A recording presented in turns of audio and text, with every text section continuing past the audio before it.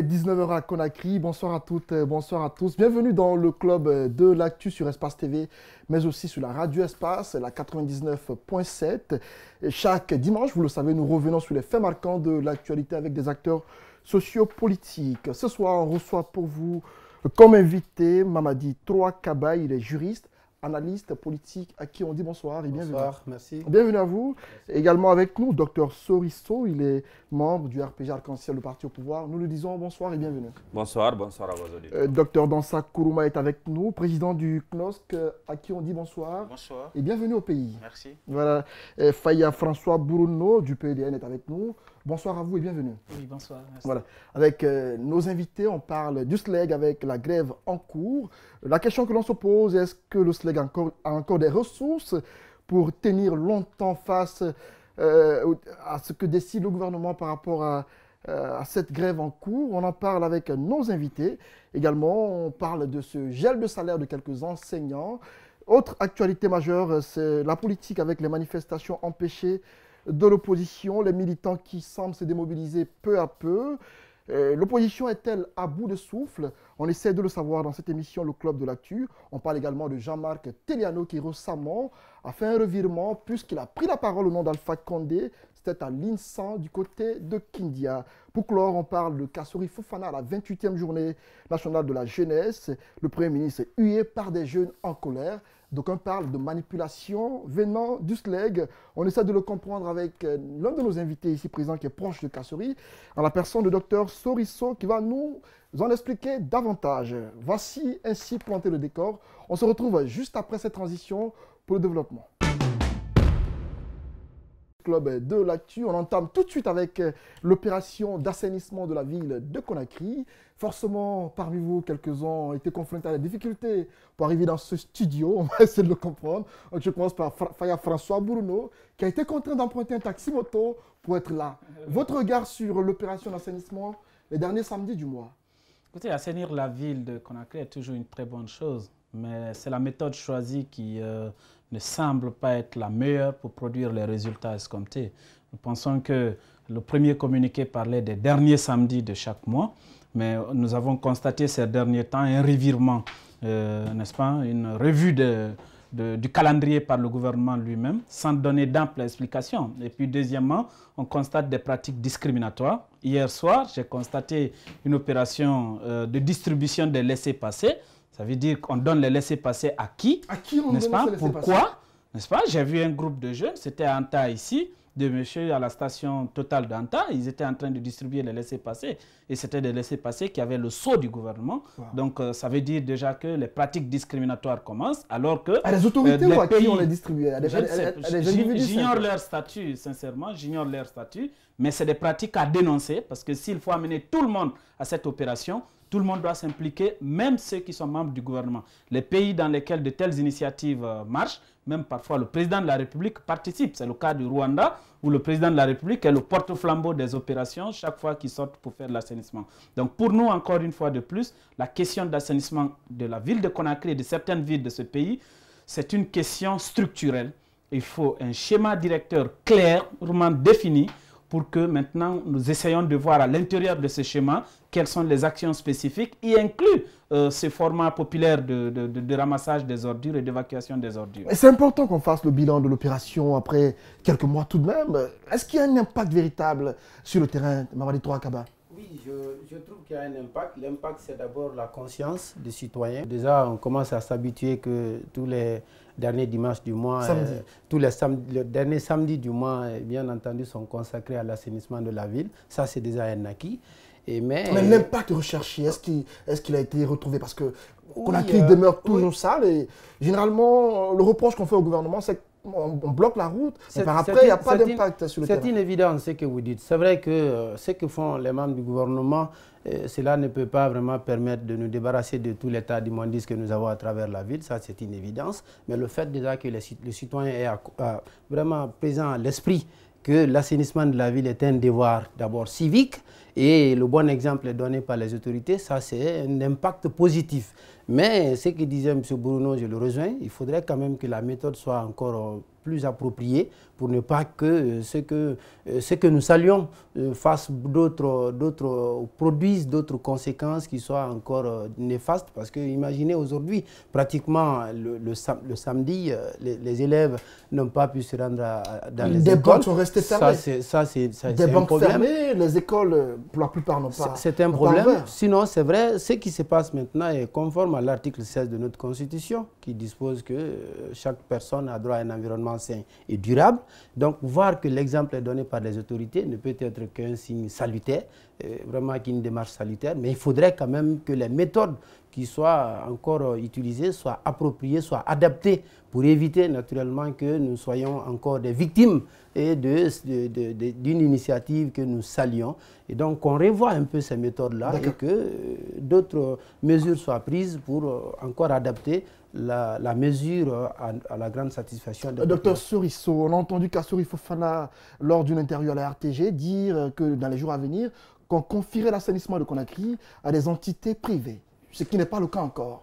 Oui. C'est quoi l'objectif au juste de cette opération encore? Je voulais rappeler d'abord que cette opération est un plan d'urgence.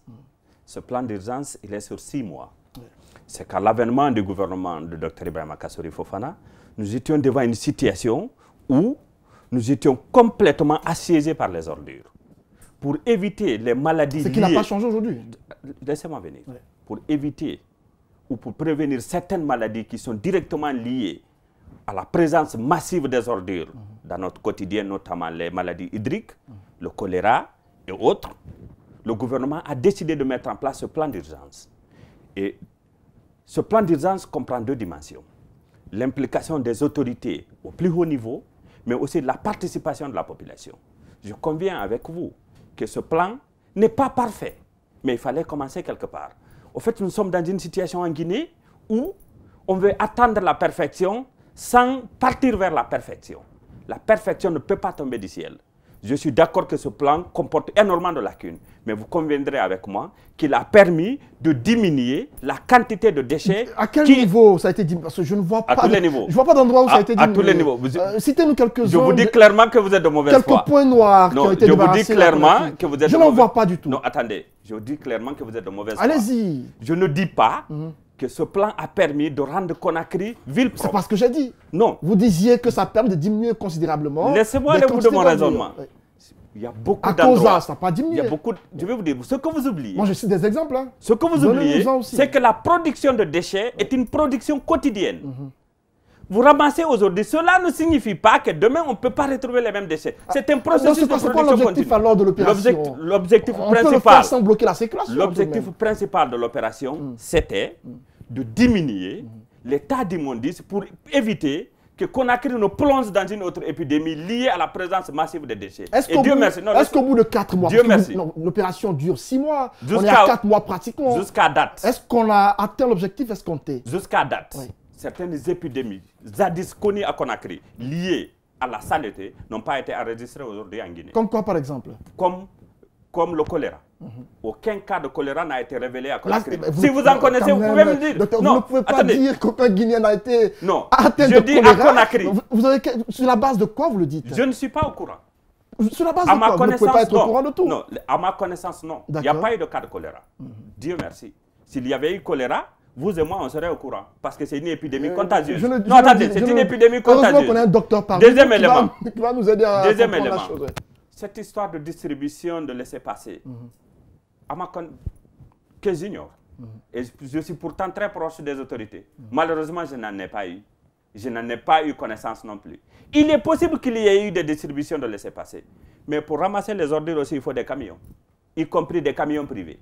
Si on ne distribue pas les laissez-passer sur les engins qui vont récupérer les déchets, ces engins ne peuvent pas passer au niveau des barrages. D'accord. Voilà. Donc ça peut s'expliquer par cet état de fait. Pour me résumer, c'est une opération à saluer, même si elle renferme encore des imperfections. Il faut appeler la population à collaborer parce que l'assainissement, c'est le devoir de chacun. Okay. Allez-y, docteur, pour clore. D'abord, c'est une décision importante que le gouvernement a prise pour déclarer les derniers samedis du mois comme journée d'assainissement. La décision, politiquement, elle est correcte et c'est une bonne décision.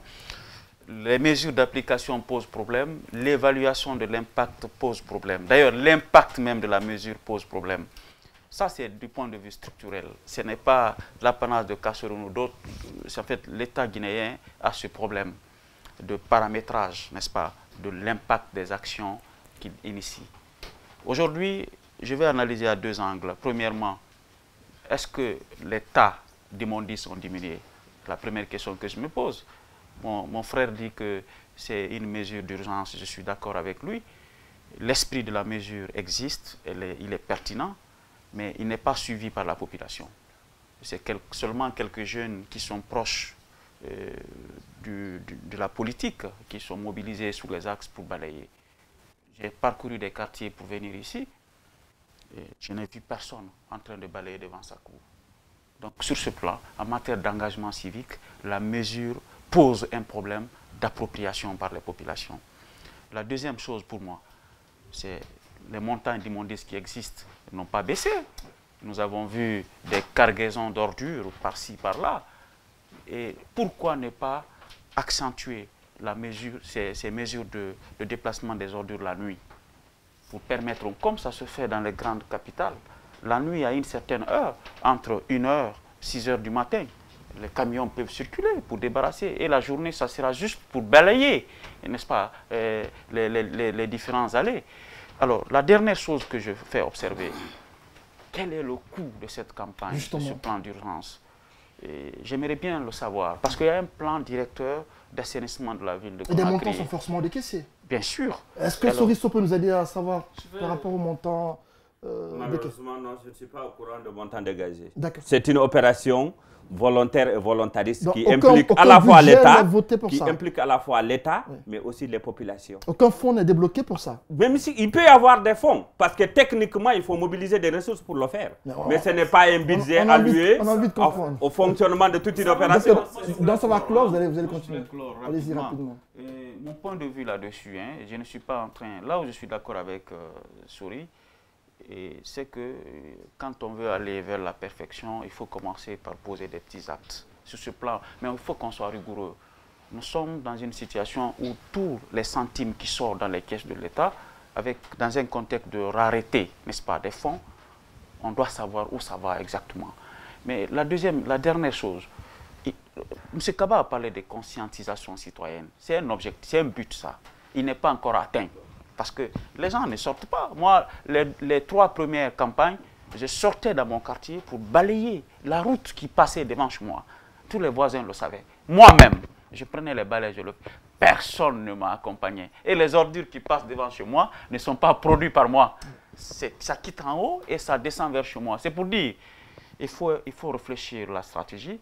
Il faut un plan directeur qui soit suivi, paramétré, en tête le Premier ministre lui-même, pour qu'on sache pourquoi les Guinéens traînent le pas pour accompagner... La précision, frère François, avant qu'on passe... Je voudrais dire que c'est d'abord une opération qui coûte à l'État. Là, on ne peut pas le nier. Je ne retiens plus le montant, mais le ministre de la Communication était une fois revenu, à la RTG même, il a donné le montant évalué, n'est-ce pas, chaque mois pour cette opération. Deuxièmement, aujourd'hui, c'est vrai, on ne peut même pas parler d'impact parce que nous sommes au début de l'initiative, mais au moins les effets les plus élémentaires qu'on aurait dû constater, les grands dépotoirs comme le marché de Matoto, je suis passé par là-bas ce matin, mais c'est une montagne d'ordures.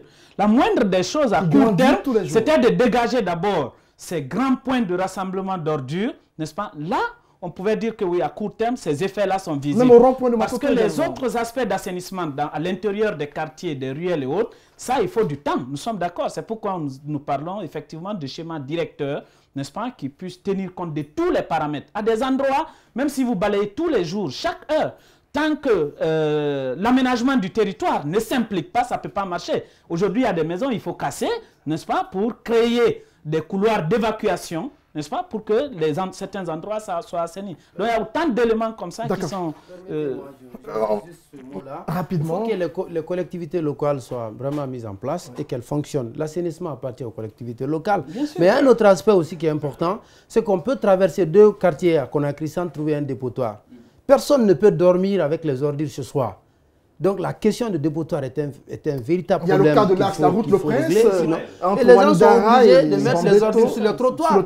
Parce que n'ayant pas un endroit où déposer les ordures. Sur les terre-pleins aussi, ça existe. Ça crée un problème. De ce point, puisqu'on parle de Kassouri, on va continuer avec lui pour parler de cette scène à laquelle on a assisté le vendredi à la Blue Zone de Kaloum, Soriso. Kassouri qui a présidé la journée nationale de la jeunesse, la 28e édition. On a constaté que des jeunes ont hué le Premier ministre. On n'a pas compris ce qui s'est passé. Apparemment, on lui reproche sa gestion de la crise de l'éducation et également celle politique. Je vais vous dire, si vous voulez bien gérer un pays, si vous voulez gérer un pays de façon rigoureuse, si vous voulez amener tout un ensemble de citoyens vers des objectifs prédéfinis, des objectifs de vision, forcément vous allez faire des mécontents. Il a été hué, si vous le dites, moi je dirais qu'il a été conspué relativement. Mais c'est normal. Tout chef qui gère de façon rigoureuse produit forcément des mécontents. Si Kassouri n'est pas hué durant toute sa mandature, c'est qu'il ne prend aucune décision importante dans la vie des Guinéens. Pour amener tous les Guinéens dans la même direction, il va falloir tordre la main à certains. Il n'est pas le seul. On a vu des présidents hués par-ci par-là.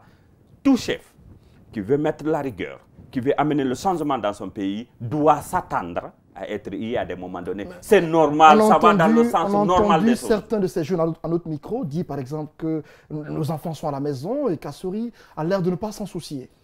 Ça nous ramène vers la grève du SLEG. Du SLEG, justement. Je vais vous dire, le gouvernement est resté sur une position salutaire que tous les Guinéens devaient saluer. Je vous dis pourquoi. Nous étions dans une situation où les individus avaient plus de pouvoir que l'État. Kassouri est venu, il a dit au SLEG... Quand vous parlez d'individus, vous voulez parler d'Abakar Souma. Je vais vous raconter une anecdote. J'ai écouté une fois sur une radio de la place où on demandait, où les journalistes demandaient, suppliaient Abakar Souma d'accepter de rencontrer le président de la République. Supplier? Oui. Est-ce que vous mesurez le danger que cela représente dans un pays?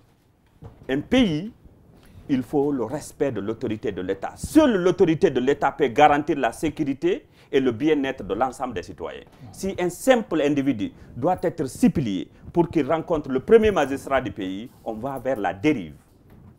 Kassouri a hérité d'une situation où chacun pensait être l'État en soi. Il faut que cela s'arrête. Il a dit, le gouvernement est ouvert au dialogue, mais le gouvernement n'est pas prêt à se faire ridiculiser. Et ça, tous les Guinéens, là vous nous dites souciés de l'avenir de la nation... Même le président, à vous entendre, n'a pas été ferme par rapport au SLEG. Je vais vous dire, Abakar Souma n'est qu'une production de l'État guinéen. Avant l'arrivée de Kassouri. Abakar Souma n'est qu'une production de l'État guinéen. Il y a eu des incohérences dans la façon dont cette grève a été gérée initialement. De sorte qu'Abakar Souma s'est retrouvé... venant du président. Je ne dis pas le président n'est que le dernier recours dans un pays. Et justement, c'est l'un des défauts. Il a joué un rôle dans cette histoire. C'est l'un des défauts en Guinée. Il a joué un rôle, il a reçu Abakar Souma après l'avoir qualifié de rebelle. L'un des défauts en Guinée, c'est qu'on ramène tout, ou toutes les questions essentielles à la présidence de la République. D'ailleurs, c'est idiot pour un négociateur de commencer par la présidence. Parce que quand vous butez là, vous condamnez le reste de la chaîne. Il faut commencer par les différents services, aux différentes responsabilités et remonter l'échelle progressivement. On ne commence pas une démarche par la présidence. Vous saluez la mesure du gouvernement alors qu'aujourd'hui, on constate que dans beaucoup d'écoles, il n'y a pas cours. Tous les Guinéens doivent le saluer. Par endroit, ça reprend progressivement. Je vais vous dire. Mais le constat, c'est que beaucoup d'élèves ne vont pas à l'école. Je vais vous dire. Tous les Guinéens devaient saluer la fermeté du gouvernement. Pourquoi? Parce que seule la fermeté du gouvernement va nous amener à rétablir un minimum d'autorité de l'État capable de nous garantir tous la sécurité et le bien-être. Quelles que soient les conséquences. Je ne dis pas quelles que soient les conséquences, mais je vais vous dire une chose. Vous ne pouvez pas ramener l'autorité de l'État dans ce contexte-là sans mécontenter certains. Le gouvernement est ouvert aux négociations avec le SLEG, à condition que le SLEG accepte de venir aux négociations sans préalable. On est dans quel pays où un syndicat fixe des préalables pour aller à des négociations? J'ai entendu Abakar Souma dire 8 millions ou rien, non négociable à un moment donné. Il a dit que c'était circonstanciel. On n'impose pas à l'État, on fait des plaidoyers vers l'État. Il faut saluer cette fermeté du Premier ministre et tous les citoyens guinéens devaient l'encourager parce que sinon, on va périr ensemble. Est-ce qu'il faut saluer la mesure de l'État, Faya François Bourounou, parce que vous appréciez comment la gestion de la crise du secteur de l'éducation? Non, la crise est très mal gérée, il faut le reconnaître. Nous ne sommes pas contre que l'État restaure la discipline dans son action, mais il faut une certaine pédagogie. La négociation, le syndicat, il faut d'abord le considérer comme un partenaire à l'État. Et en Guinée, ce ne sont pas des individus, mais il y a un cadre de dialogue tripartite qui existe, qui est même en train de devenir institutionnel, qui met autour de la table le patronat, le syndicat et l'État guinéen pour discuter des questions, y inclut des questions salariales. Le problème du syndicat en Guinée est aussi un problème structurel. Parce que quand vous lisez les textes, il y a quand même une pesanteur très élevée en faveur du syndicat face à l'État. C'est pourquoi à chaque fois qu'on a une crise syndicale en Guinée, l'inspection du travail a peu de mots à dire. Parce que l'inspection du travail qui représente l'État n'a pas la voix qu'il lui faut pour négocier avec les syndicats. Malheureusement, ça coïncide avec une situation où nous avons un niveau de centralisation des activités administratives au niveau de la présidence de la République. Ça, c'est un constat. Maintenant, sur la crise effective qui aujourd'hui est en train de secouer, nous disons que l'approche n'est pas la bonne parce qu'aujourd'hui, nous sommes en train de constater du pire. Pourquoi du pire? Parce qu'il y a un accroissement des inégalités entre les différentes classes sociales de notre pays. C'est que l'ouverture progressive dont vous parlez, les écoles privées étudient. Et certaines écoles publiques, on constate effectivement qu'il y a des cours qui sont administrés. À ce niveau, qu'est-ce qu'il faut se dire? Si la plupart des écoles publiques, il n'y a pas cours, c'est là qu'il y a un grand problème d'accroissement des inégalités. Ça veut dire, oui, on est pour les enfants des riches pour qu'eux, ils étudient, mais les enfants des pauvres, parce qu'aujourd'hui, ce qui se passe là, ça pèse plus sur les pauvres que sur la classe moyenne. Et c'est là que nous ne sommes pas d'accord avec le gouvernement. Deuxièmement, nous sommes d'accord qu'il faut plus d'autorité de l'État. On est tous conscients par rapport à ça. Mais la méthode par laquelle le gouvernement veut résoudre la crise, ça accroît le problème de formation des élèves. Quand on contraint un enseignant... Vous condamnez quoi dans la méthode? Qu'est-ce que vous condamnez dans la méthode? La fermeture de la porte. Le Premier ministre a été clair, nous l'avons tous écouté. Je ne discute pas parce que 8 millions, ce n'est pas faisable. Ce n'est pas comme ça. Regardons le cas, ce qui se passe en France aujourd'hui. Les gilets jaunes qui ont même parfois détruit des édifices publics. Mais avec tout ça, le gouvernement a dit, nous ouvrons les portes, désignez les représentants de votre mouvement de gilets jaunes, on va parler avec eux. Ça existe partout. Mais en Guinée, fermer la porte à un partenaire, ça enlise la crise. Le gel des salaires. Ce sont des mesures qui sont venues au mauvais moment. Même si légalement, les conditions, par exemple, par rapport au code du travail, n'est-ce pas, en Guinée, définissent que c'est le travail qui est payé. On n'est pas contre cela. Mais c'est une conséquence aujourd'hui d'une position adoptée par le plus haut sommet de l'État, et ce qui n'est pas une bonne chose. Comme je le disais tout à l'heure, quand vous demandez à un enseignant, par la force, d'aller en classe, il peut venir en classe. L'absentéisme des enseignants se mesure sur plusieurs dimensions. Il y a l'absentéisme physique, l'enseignant n'est pas en classe, n'est-ce pas? Là, les enfants n'apprennent pas. Mais il y a aussi l'absentéisme qui se définit par le fait que l'enseignant est en classe, mais il n'est pas en train de faire bien apprendre.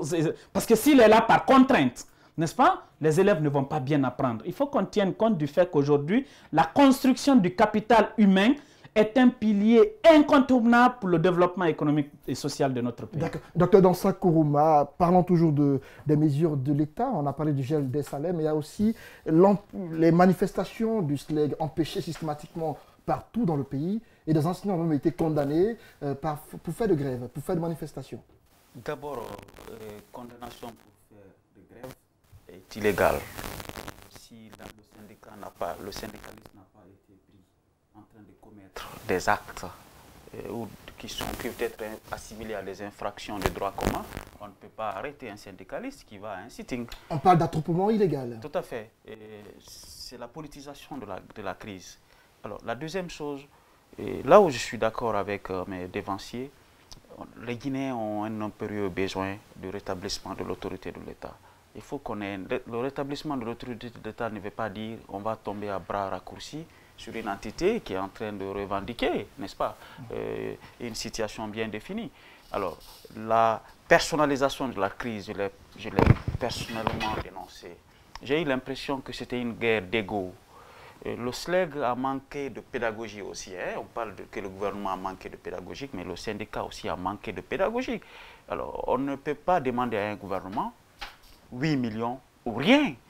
Et ce discours-là, on s'est tous heurtés à cela. Il a changé le discours. Oui, mais à quel prix? Et pourquoi ils ont changé de discours? Il faut se dire la vérité. Il ne faut pas jouer avec l'avenir des enfants, comme si on était dans une guerre ou dans une lutte de copains. C'est trop sérieux de maintenir les enseignants à la maison.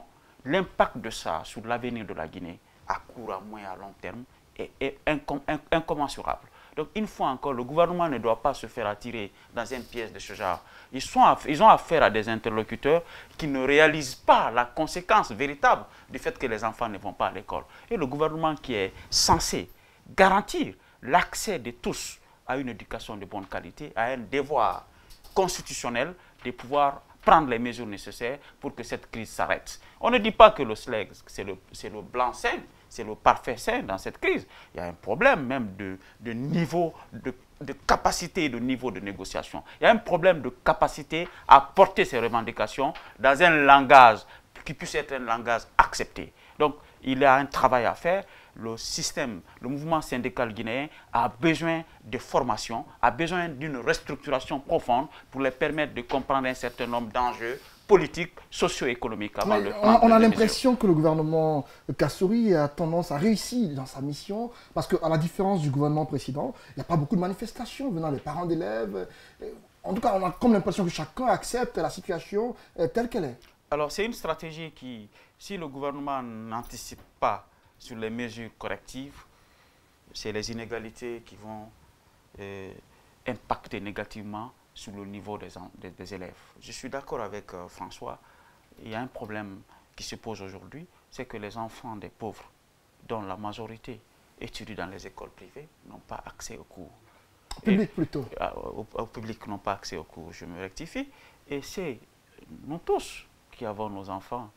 Personne ici n'a ses enfants dans le public. Oui. Parlez de vous, docteur. Je ne parle pas au hasard. Voilà, parlez de vous. Si vous savez dire la vérité, Antoine, il faut assumer aussi la vérité devant l'opinion. Nous avons nos enfants. C'est très important quand on parle de l'avenir de la nation, qu'on soit d'abord honnête avec nous-mêmes. Nos enfants sont dans le privé. Les enfants des autres sont dans le public. Les raisons sont fondamentales. Les raisons sont là. C'est parce que l'État s'est désengagé dans le système éducatif. Le niveau du public a baissé, s'est effondré. Les gens sont obligés d'aller vers le privé pour donner une éducation de qualité. Il y a aussi le cadre. Au même moment que c'est... Oui, le cadre, je m'accentue sur le niveau que le cadre. Mais le cadre détermine aussi le niveau. Mais je pense qu'il y a un problème de démobilisation de l'éducation publique au profit du privé. D'accord. On va passer à M. Mamadi Troa Kaba. Parlons justement de cette grève. On a parlé du gel du salaire des enseignants. Est-ce normal que le gouvernement gèle le salaire des enseignants pour faire de grève? Oui, mais avant tout, je voudrais dire que l'enlisement de cette grève n'est pas du tout profitable au gouvernement. Il faut qu'on dise là haut et fort. Comme le Dr Dansa le disait, le gouvernement a l'obligation d'assurer aux enfants une éducation. L'éducation est un droit pour les enfants. Donc, c'est vrai, le Premier ministre Kassory, d'abord avec la société civile, il a été très ferme. Lorsqu'on a revendiqué les 8 000 francs pour le litre du carburant à la pompe. Il n'a pas cédé. C'est vrai, il n'a pas cédé. Le SLEG aussi, c'est à peu près la même démarche. Mais il faut dire que pour la grève en cours, le gouvernement n'a aucun intérêt qu'elle s'enlise. Maintenant, pour ce qui est du gel des salaires, il faut dire qu'il y a un problème. C'est vrai, le Code du travail ne s'applique pas aux fonctionnaires. Depuis le premier article, il est clairement défini que le présent code ne s'applique pas aux fonctionnaires. Et la loi 028, portant statut général des fonctionnaires, qui s'applique donc aux fonctionnaires, pratiquement ne donne aucun détail sur la grève. Il n'y a qu'un seul article, l'article 15, qui parle de la grève. En tout état de cause, lorsque vous analysez l'article 70 de cette loi 028, qui dispose que tout fonctionnaire a droit, après service fait, à une rémunération comprenant le traitement, le cas échéant, les avantages et intérêts, les avantages et accessoires en nature et en espèces. Lorsqu'on analyse cette disposition, on se rend compte, bien entendu, que la rémunération n'est que la contrepartie du travail qui est fait ou du service qui est accompli. Donc on paye le travail et non le travailleur. Effectivement, c'est ce qui ressort de cette analyse.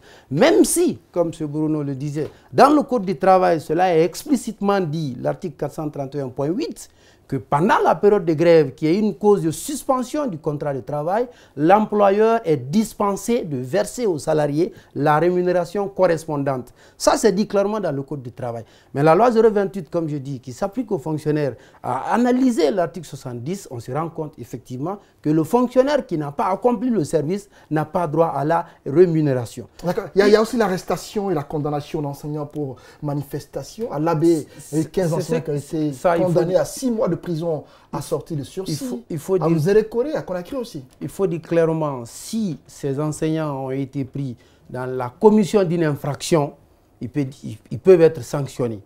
Mais on ne peut être sanctionné du fait d'une participation à une grève. La grève est un droit. On parle de manifestation. La grève est un droit, je vais dire. Et par définition, c'est un arrêt partiel ou complet du travail, un arrêt partiel ou complet et collectif du travail décidé par des travailleurs pour faire aboutir des revendications d'ordre économique ou professionnel non satisfaites. Donc c'est un droit, et un droit constitutionnel. Ce qu'il faut rappeler, parce que l'article 20 de la Constitution... Ils n'ont pas été condamnés pour faire de grève, mais pour faire de manifestation. Oui, ça c'est un autre chef d'accusation. Si, comme je l'ai dit, un attroupement, l'attroupement c'est quoi? C'est tout rassemblement sur la rue, sur la voie publique ou dans un lieu public, susceptible de porter atteinte à l'ordre public, ça c'est une infraction. Si vous êtes pris dans de telles situations, vous êtes pris dans la commission d'une infraction et donc vous pouvez être sanctionné. Ça, c'est pas ça que j'ai commencé. Leur condamnation Par contre, est normale, selon vous? Oui, si les chefs d'accusation retiennent... Mais pourtant, la manifestation est admise par notre Constitution. Non, la manifestation est admise, mais attention, la manifestation aussi obéit à un régime. Mais on ne s'élève pas... Attention, on fait la part des choses. Ils n'ont pas détruit quoi que ce soit. On fait la part des choses. La grève est un droit, mais si vous voulez faire une manifestation pendant la période de grève, vous êtes assujetti au régime juridique qui est défini dans le code pénal. C'est que vous devez faire une déclaration. On ne se lève pas un matin pour manifester. On va observer une pause, le temps de faire un coucou à nos conseils achats. On revient après pour la suite de l'émission, le Club de l'actu.